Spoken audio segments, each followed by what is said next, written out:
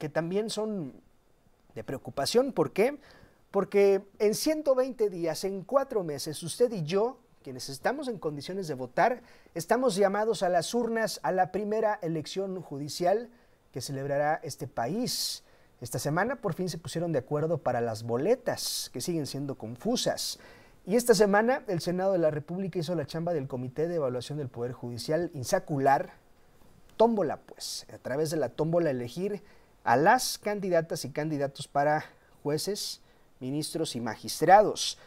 En tanto, el Comité de Evaluación del Poder Ejecutivo publicó ayer, casi la madrugada de hoy, la lista de las y de los aspirantes que cumplen con los requisitos de idoneidad, que por cierto, el Poder Judicial, el Comité de Evaluación del Poder Judicial se brincó este paso, el de idoneidad, las pruebas, los exámenes, las entrevistas. ¿Por qué? Porque por un argumento de un juez, por una suspensión, un amparo, decidieron que no continuarían con el proceso. El Tribunal Electoral le ordenó al Senado que ellos se encargaran de insacular los cargos a sortearse, pues, los candidatos, y se brincaron este paso de idoneidad.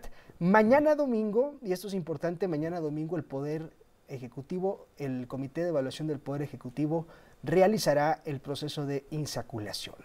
Le agradezco esta tarde la comunicación al abogado José Mario de la Garza para platicar de este asunto. Abogado, gracias, buena tarde. ¿Cómo estás, Juan Pablo? Muy buenas tardes, qué gusto saludarte, como siempre. 120 días para la elección judicial, 120 días que en cualquier otra elección conocida en nuestro país, organizada por el INE, por el IFE, a 120 días tendríamos muchísimas certezas de las que hoy se carecen enormemente, abogado. Pues sí, vamos a iniciar, como bien señalas, este proceso que va a concluir el 4 de febrero. Tienen que estar insaculados todos los cargos. ¿Por qué? Porque hay mucha más gente seleccionada que las vacantes. Son como 800, un poquito más de 800 vacantes, Juan Pablo, y tienes miles de personas que son, entre comillas, idóneos. Se destruyó, como lo hemos platicado tú y yo en otras ocasiones, esta idea de la meritocracia, y ahora estamos en tómbolas, sacando bolitas para ver quiénes quedan en las boletas. Entonces eso se tiene que hacer al 4 de febrero. Al 7 de febrero se tiene que mandar estas ya listas de los que van a ser los candidatos al Senado. Y el 12 de febrero el Senado tiene que remitir las listas al INE para tener todos los candidatos. Y de ahí, acuérdate que vamos a tener un proceso de campañas que va a durar un mes, que es del 30 de marzo al 28 de mayo. Más o menos así está el corte. Y se nos fue el proceso. Llegaremos a las urnas, quizás con las mismas incertidumbres que hoy tenemos o quizás con más. Abogado, esta semana el Senado hizo lo que le correspondía al Comité de Evaluación del Poder Judicial y reflexionaba yo, el Poder Judicial se ha negado desde la defensa de lo suyo, si así lo queremos ver, a cualquier asunto legislado y ya publicado en la Constitución, en la reforma judicial, es decir, no han acatado lo que han tenido que acatar porque argumentan que hay disposiciones de jueces, hay suspensiones, hay amparos, lo que sea. Pero en la recta final del proceso para seleccionar a candidatos y candidatas, pues le dejaron todo al partido oficialista, es decir, tenía el Poder Judicial, yo creo que era la única oportunidad para poder meter mano, y lo digo así, aunque suene feo, en las listas. Sí. Es decir, haciendo no el proceso, porque se supone tenían que hacer un proceso de idoneidad, entrevistas, en fin, y no quisieron hacerlo. Y el Senado se encargó, y el Senado hizo lo que ellos quisieron.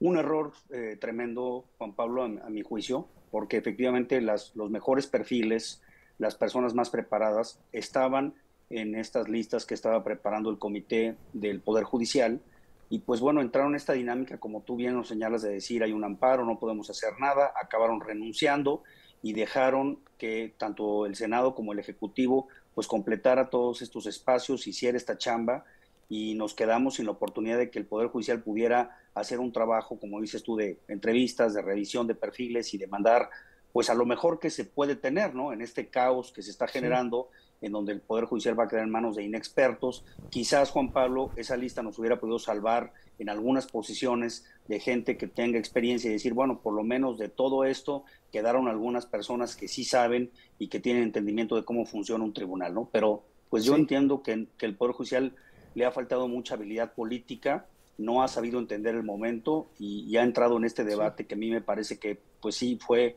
el peor escenario posible, Juan Pablo. Porque si le preguntamos a alguien que forma parte del Poder Judicial, va a decir, es que nosotros paramos el proceso porque hay una suspensión, hay un amparo y eso no nos permite a nosotros seguir, pero no ha entendido el Poder Judicial que ya se reformó este asunto bien o mal, se reformó bien o mal, está en la Constitución y dejaron ir, yo creo, la última oportunidad de aquí a ¿qué? Agosto, cuando salen los que están, la mitad de los que están, dejaron ir la última oportunidad aferrándose a lo que ya no existe, bien o mal, pero ya no existe. Sí, definitivamente se cuestionó mucho si la reforma debía echarse para atrás. Juan Pablo, tú y yo lo hemos platicado en algunas ocasiones. Como bien señalas, finalmente ya estamos aquí, ya tenemos este proceso encima, vamos a llegar, como bien dices, a las urnas. Yo creo que va a haber muy poca gente votando y el proceso va a acabar con muy poca legitimación, ¿no? Pero al final del día, con un voto ganas, Juan Pablo. Entonces, pues vamos a tener jueces que van a llegar a tribunales a tratar de resolver las miles de controversias que hay en los expedientes y en los juzgados. Y sí, se desaprovechó esta coyuntura. Yo creo que habría que entender bien el tema político. La reforma ya está en curso y creo que se desaprovechó, coincido contigo, una oportunidad de poder poner a algunas personas valiosas. No se ha sabido leer el contexto político desde hace un tiempo ya. Entraron en un conflicto con el presidente Andrés Manuel y mira dónde estamos, ¿no? Ahora, también hay que señalar, Juan Pablo, muchos estados también están siguiendo esta dinámica y también vamos a tener entidades federativas donde se van a despedir a todos los jueces y magistrados y a nivel local también veremos un efecto similar. Y hay entidades, y qué bueno que tocas ese tema, estoy platicando con el abogado José Mario de la Garza, de pronto se nos olvida que los congresos locales tienen que hacer exactamente lo que hizo el Poder Legislativo Federal y tienen que hacer comités de evaluación y tenían fecha, que ya caducó la fecha, y hay congresos que cumplieron con el proceso y hay otros que no lo harán hasta 2027, y si bien va, es decir, quizás en 2030 veremos atrasos en algunos estados que se hicieron güeyes, 6 años, y siguen estando los mismos jueces, es decir, habrá una disparidad entre lo que ocurre a nivel federal y lo que ocurre a nivel estatal en algunos congresos, en algunos poderes legislativos y en este caso judicial. Sí, definitivo, vas a crear un desorden. Y también sabes que es importante reflexionar, Juan Pablo, que la mayoría de los problemas de justicia están en los tribunales locales. Entiendo que la discusión está muy centrada en lo que está pasando en la Corte, en el Poder Judicial Federal, pero si tú analizas la métrica, las mediciones que se han hecho, yo te diría que entre el 80 y el 85% de los problemas, te pongo ejemplo, ¿no? El divorcio, el testamento, el tema de la propiedad, el arrendamiento, los temas laborales, la violencia familiar, todo esto que es, digamos, lo cotidiano de los conflictos, está en los tribunales locales, Juan Pablo. Y mira, se van a desmantelar, como es tú, algunos, otros se van a desfasar. No se ha abierto un diálogo para decir qué presupuesto se les da, no se ha abierto un diálogo para cambiar fiscalías, para cambiar el sistema en donde se investigan los delitos, y se ha vendido esta idea de, oye, vamos a quitar a todos los jueces de México y con eso resolvemos el problema. El problema es mucho mayor y tiene muchas aristas que no se han tocado y se vende una sola idea, ¿no? Quitando a todos los jueces resolvemos el problema. Pues habría que hablar de presupuestos, de capacitación, otro tema interesantísimo, de cómo está impactando la inteligencia artificial en los tribunales, por ejemplo, que es un tema que se está debatiendo a nivel mundial, que si te fijas en México, pues estamos fuera de eso y estamos discutiendo cómo quitar jueces y poner gente inexperta. Esa es la realidad de nuestro país. Bien, José Mario de la Garza, abogado, como siempre un gusto. Gracias por tu tiempo y tus comentarios. Buena tarde. Gracias, Juan Pablo. Seguimos dándole continuidad a este tema y te mando un fuertísimo abrazo. Que tengas buena tarde. Gracias, abrazo de regreso. Es el abogado José Mario de la Garza, abogado, presidente de la Fundación Perteneces.